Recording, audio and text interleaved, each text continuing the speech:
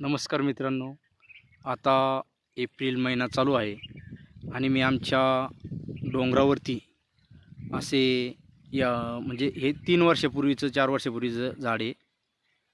तर याला झालं काय होतं, काही जंगली पशुपक्ष्यांनी त्याचा शेंडा मोडून टाकला होता. त्याच्यामुळं आता हे जवळपास 3 वर्षाचं म्हणावं लागेल. आणि अशा पद्धतीने मी सर्व झाडांना तिसऱ्या दिवशी पाणी देण्याचं काम करतो. हे बघा, आता हे छोटंसं चिंचीच्या बाजूला वडाचं झाड आहे.